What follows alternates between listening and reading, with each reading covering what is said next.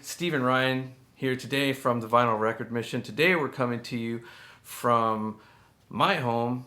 This is my living room, and you've seen me here numerous times without Ryan, but I had him come over today to do this since we're not doing a dig today. We are going to do a video about our Holy Grail records in our collection. We've got quite a few of them. We're going to only share 2 each today.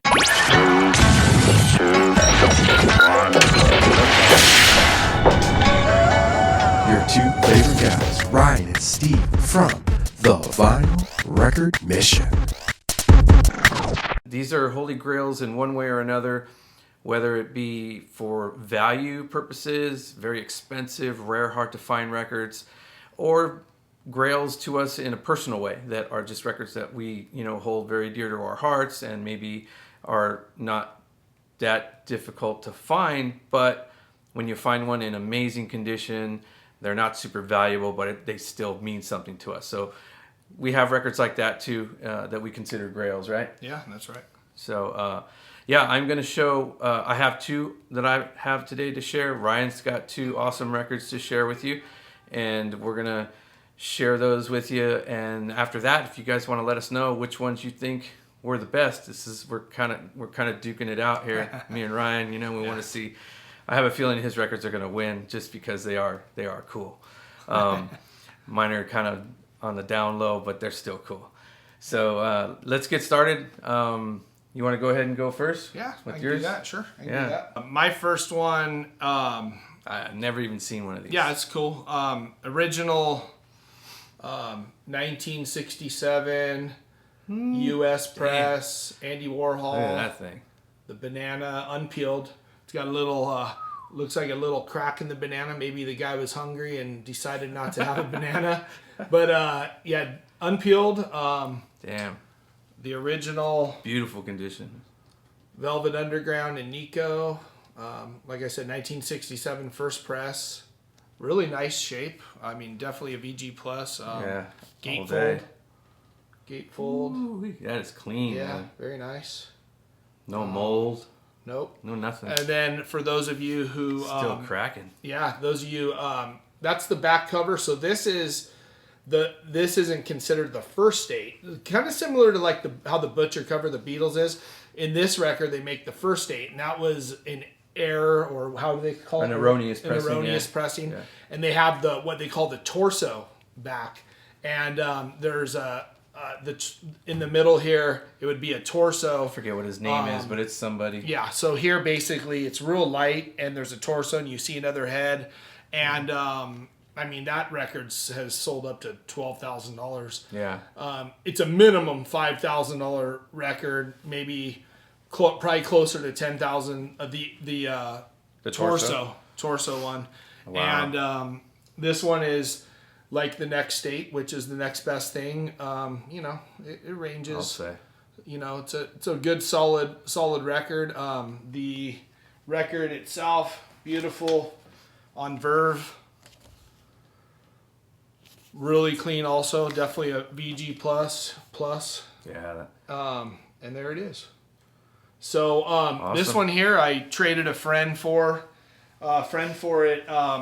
He had the record, and one of the ones that I didn't pull out of a collection, but I had a bunch of records that he wanted. So he wanted a lot of $100 and $20 records for his record store, and I wanted that big record. I thought, hey mate, this can go on my wall. Mm-hmm. Kind of one of those iconic records, like the Beatle Butcher cover for me. Something that if I can find at a good price or something, I wouldn't mind getting it. I probably buy less than 1% of my records. I usually find them in collections, but once in a blue moon I'll find something. And this time I traded, kind of like how I traded Steve for the Butcher. I traded for that, and I was happy because I basically traded a bunch of stuff. Is that about the extent of the fruits and vegetables you get into your diet? That's about it. If the banana was green, I'd lay low. I wouldn't get it. But yeah, I don't really do bananas either. No. Maybe pineapples.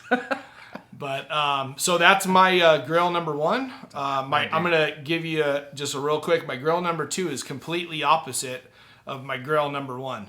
So I'll show that to you after Steve does his grill number 1. So Round one, man. Round that's one. that's a heavy. My Good, jaw. Good hard hit. My jaw is hurting. Find out if he has a glass jaw or not. Damn.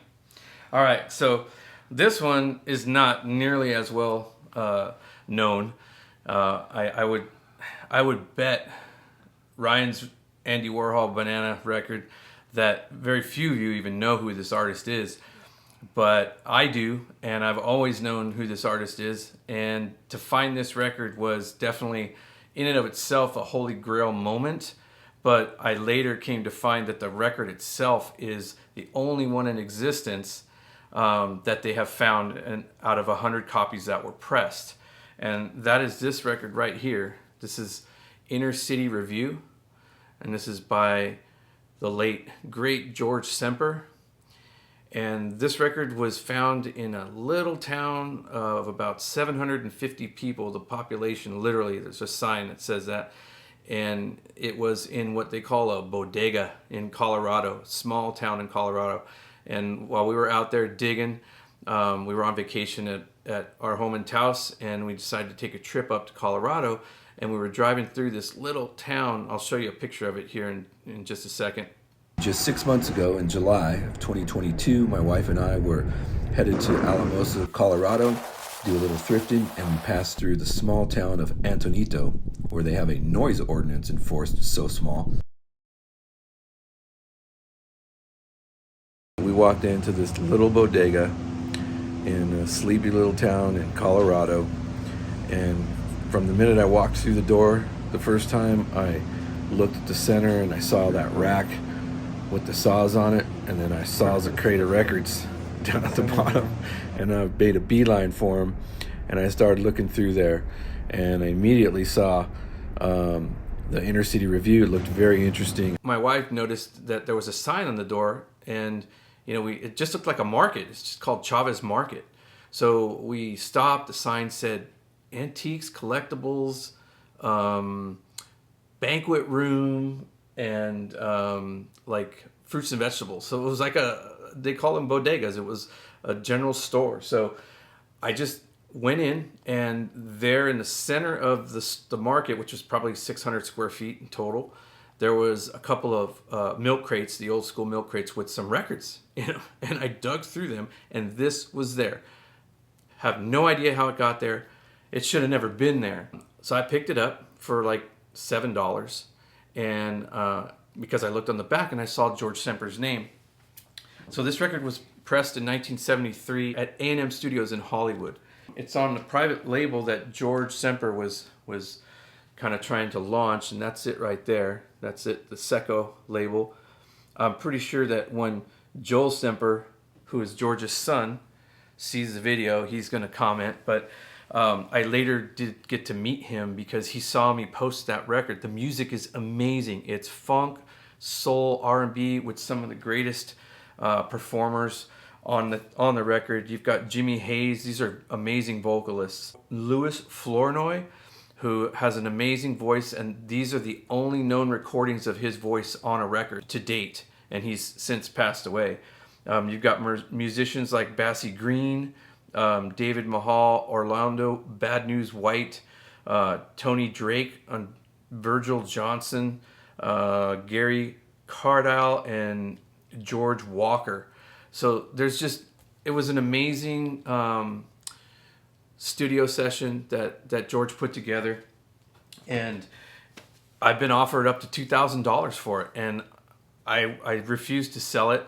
If I do anything with that record, it'll have something to do with his son Joel. We're really good friends now. He sought me out through Instagram and wanted to know where in the hell I found that record. The only other known copy is a test pressing, which is not a fully complete press. It was the test pressing that had George's name scribbled on a white label and a date. It looked like 12/28, December 28th.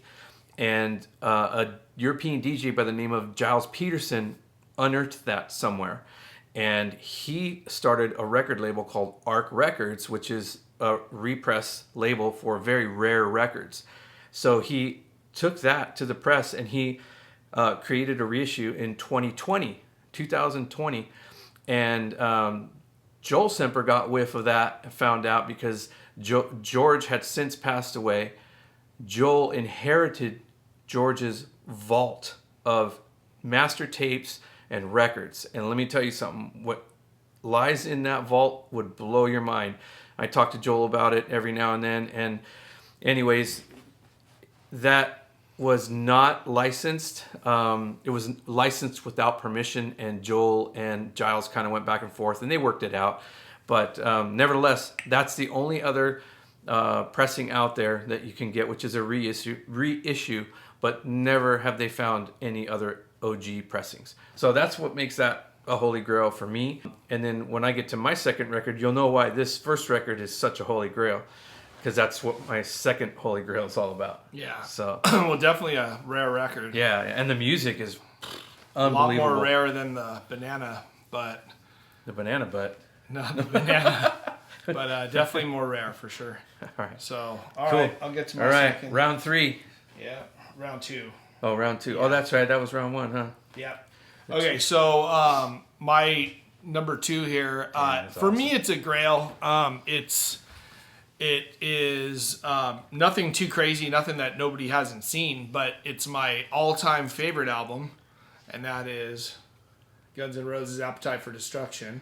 It's a grail for me because it's signed by Duff McKagan and Axl Rose, which is cool. That's awesome. That makes it cool. I mean, I must have, Hell of an autograph. 20 copies of this, but of course, this one's autographed.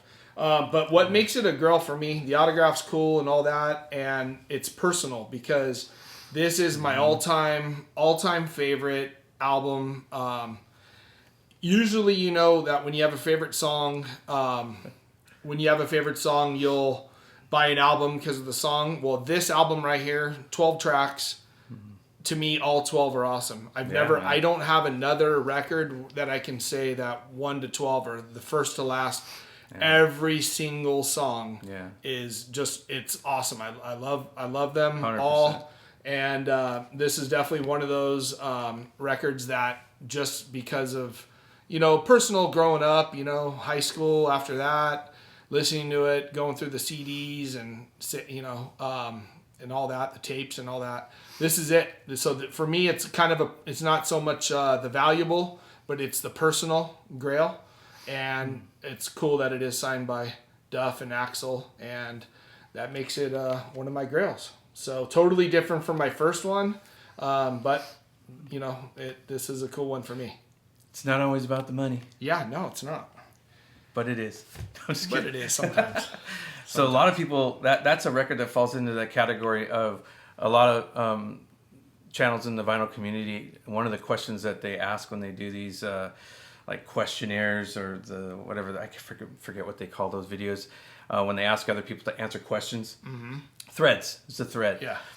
One of the questions they also often ask is, tell us a record in your collection that you feel is the complete album, like all killer, no filler, and that definitely qualifies for me, man, for sure. That's for me like too. That's every single one of those songs. Yeah, I don't think there's a song on that album that didn't get radio play. Most likely, yeah, definitely. So yeah, that's a killer. And to me, it's the underdog songs. It's the some of them that weren't the number one hits that are just amazing. Is my eye puffing up yet? Am I getting? Do I need to go get it popped? No, your glass jaws. I'm gonna get that razor blade out and your jaws looking a little glassy. Let the blood out because that was brutal. Okay, so that was killer. Good. Yes. Good round. Here's my next one. This is directly related to the first record, and this is how I first discovered George Semper, and it was on this amazing Bay Area funk masterpiece, The Perfect Circle. This album just is a heater. Again, probably one of those complete records that doesn't have a song on it that is not a banger, and it's never been reissued. So this album is still only out there in its first pressing state, and it's just outstanding. George Semper put together a band in Oakland, in the Bay Area, and just killed it. This is hardcore funk, and it's just an amazing record.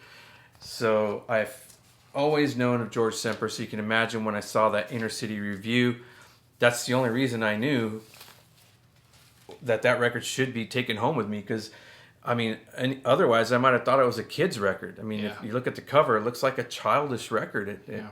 So with nursery rhymes or something on it. But this is the original. Again, here's the name of the label. This is on Inner City Records. You noticed that was Inner City. Yeah. So he had already. This is 4 years later. This is 1977 that this record came out, and Inner City Review was done in 1973, and it was kind of the beginning of his quest to start his own record label and just produce great music. You know, George Semper came to the States from Trinidad when he was 9 years old with his mom, single mom, raised him on her own, and she loved music, and he swore that that's what he was going to do, was make music for his mom. That's how much he loved his mom. Of course, what 9-year-old boy doesn't love his mom, you know? And so that's what he set out to do. And in 1960, he put out his first album on, I think it was Imperial Records, or I can't remember now. I have it. It's called Making Waves. It was an instrumental album, and the deal went bad because back then the industry still wasn't straight with ethnicity and the business dealings and stuff. So anyhow, he persevered and came out. This guy worked and backed guys like Ray Charles, James Brown, Earth, Wind and Fire, you name it, he was there. His son says he's the most famous, unfamous guy in the business. So, yeah, that would be, I mean, this record, again, has value. If you want to buy a near mint copy like the one I have, you better have like $650, because like a VG Plus sells, there's been 3 recorded sales in 2024, and they're all for $450, and they were VG Plus copies. So that's my second Holy Grail, and I don't know if I came out, TKO, Ryan probably knocked me out, but we'd like it if you guys would let us know what you think about our 2 Holy Grails each so far. And it's cool that they're different records. They are, totally. yeah. I mean, you got the funk, the soul over here, you got the rock, a little bit of the metal, totally different records. I didn't tell him what I was going to pick, so I have both of his records in my collection. I could have accidentally brought those, but just kidding. I don't have those. Those ones are nice. Maybe we'll make a trade or something. Yeah. But so it was kind of cool. I'm glad we didn't both pick something actually. Yeah. The same. So So we're gonna probably keep doing this as a little series sounds cool. of our, like a little boxing match, a boxing bout with Holy Grail records in our collection. And let us know what you guys think in the comments. Give us your picks, which records you liked the most. Yeah, sounds good. Cool, man. All right. Thanks for watching again, you guys. This is Steve and Ryan from the Vinyl Record Mission. We'll see you next time. Take care.